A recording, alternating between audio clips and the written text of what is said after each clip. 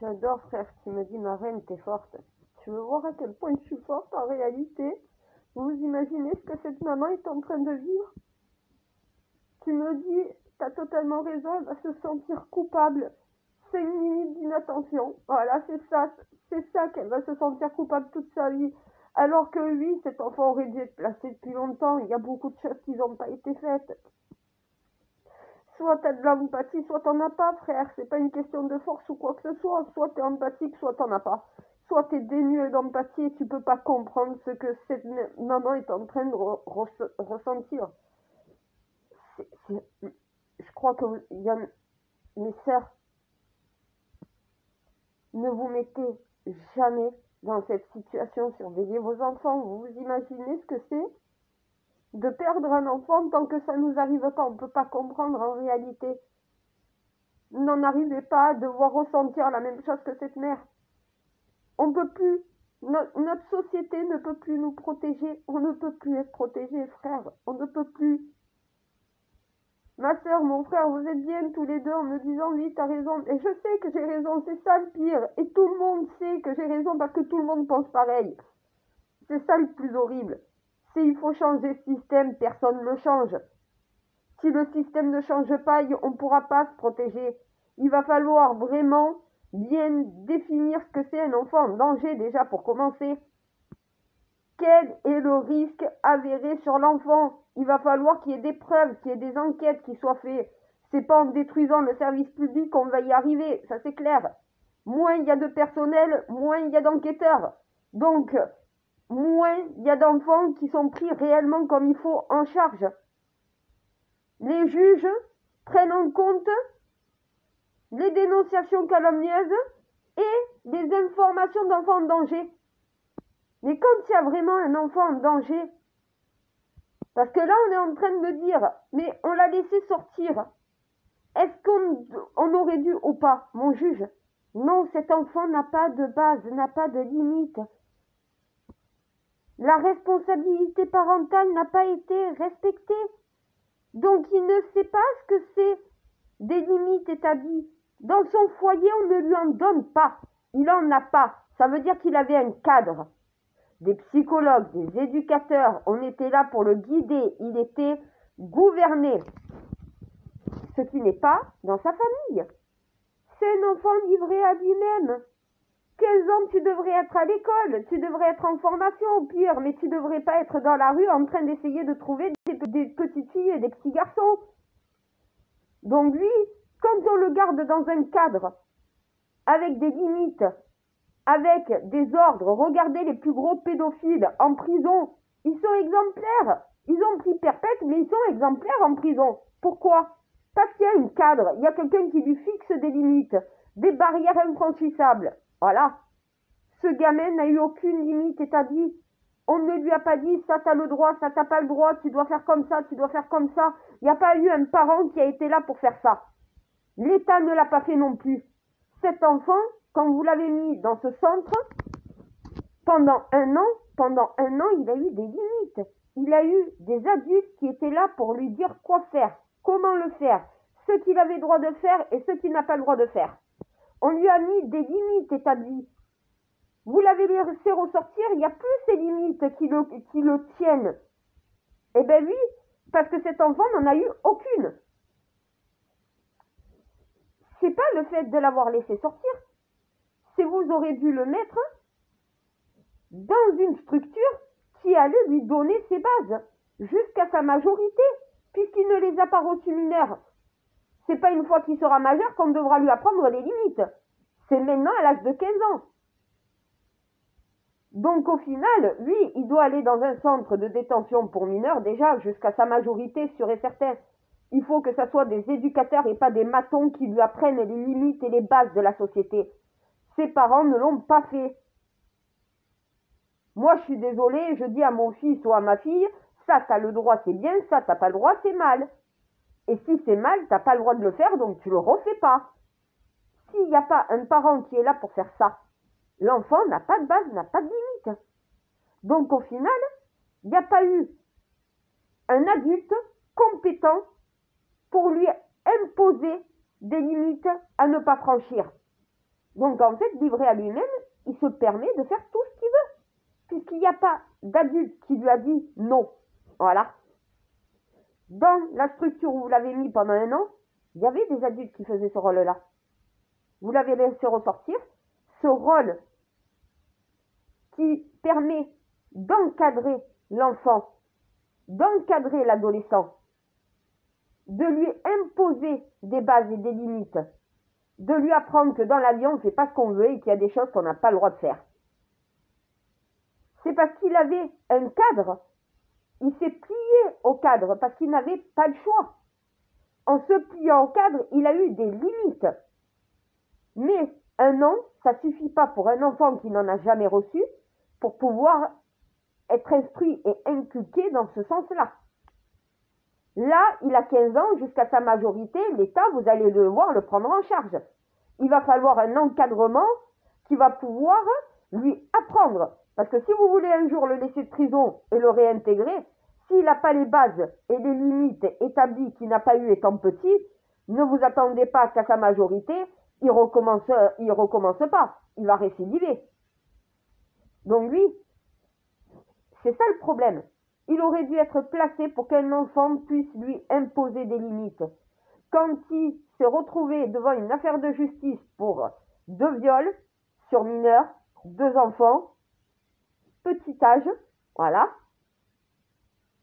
Personne ne lui a donné des bases avant, des limites avant. Il a été placé pendant 1 an, on lui a imposé ses limites.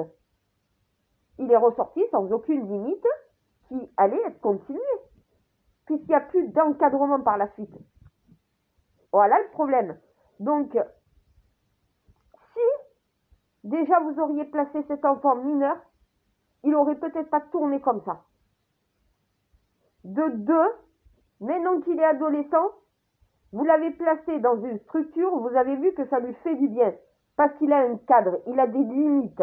Il ne peut pas faire ce qu'il veut, il fait ce qu'on lui dit. Comme tout enfant est censé faire quand il a un adulte responsable qui lui dit « t'as le droit, t'as pas le droit, tu te tais ». Voilà. À un moment donné, c'est l'adulte qui ordonne à l'enfant. C'est pas l'enfant qui ordonne à l'adulte. On n'inverse pas les rôles de l'éducation et de l'instruction.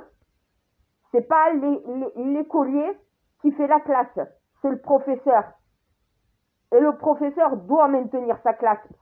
Les élèves ne sont pas à sa place et lui n'est pas à la place de l'élève. C'est la même chose dans tout. Un parent qui amène son enfant à l'hôpital n'est pas médecin. Si tu amènes ton enfant voir un médecin, c'est que tu ne sais pas ce qu'il a. Donc le médecin est là pour te dire ce qu'il a. Eh bien oui, au bout d'un moment, c'est ça. Et la société s'entraide mutuellement les uns avec les autres. Une famille d'accueil, une bonne famille d'accueil aurait pu lui apprendre des limites à ce gamin. Un foyer lui aurait appris des limites, lui aurait imposé un cadre. Vous lui avez imposé un cadre pendant 1 an, ça a fonctionné. Vous l'avez laissé ressortir, il a recommencé. C'était trop tôt. Il n'a eu aucune base depuis sa petite enfance. Un enfant livré à lui-même. Ça veut dire ce que ça veut dire. Quand tu laisses un enfant livré à lui-même, c'est qu'il n'y a pas d'autorité parentale qui est là pour lui mettre une autorité, pour lui mettre des limites. Voilà pourquoi il a mal tourné. Et Rose ne serait pas morte si au final vous auriez fait ce qu'il fallait pour cet enfant. La famille et les services publics. À un moment donné, remettez-vous en question. Vous n'allez pas dire c'est la faute de ce gamin. Lui, il est responsable de ses actes, mais il y a des raisons aussi. Quand les parents ne font pas leur devoir parental et quand l'État est incapable d'assumer cette autorité parentale alors que l'enfant est en danger, ça finit comme ça, oui. Et cette petite ne serait pas morte. 5 ans. 5 ans. Elle avait toute la vie devant elle. 5 ans. Il a retiré une vie. Regardez jusqu'où c'est allé. Quand est-ce que vous allez ouvrir les yeux au bout d'un moment et voir que ce système est mal fait, que tant que tu ne remets pas de l'ordre, ça ne pourra pas fonctionner. Des familles qui n'ont rien à se reprocher se voient placer leurs enfants, limite illégalement, puisque ça apporte le terme de kidnapping légal d'État, mais par contre des enfants qui doivent être placés parce qu'ils sont réellement en danger, qu'est-ce que vous faites pour eux? Et on en voit beaucoup dans les faits et dans les médias. Et oui, les informations ont déjà parlé de ce cas-là. D'enfants maltraités, vous vous rappelez de la famille complète? Je ne sais plus combien il y avait, 9 ou 10 enfants, un truc comme ça. Hein? Qu'est-ce que vous avez fait pour cette famille? Regardez ce qu'ils ont subi. Regardez dans quel état vous les avez retrouvés.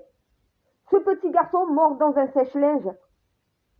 Des enfants battus par leurs parents qui meurent sous les coups de leurs parents. Hein? On en parle peu. Et pourtant, qu'est-ce qu'il y en a dans la société?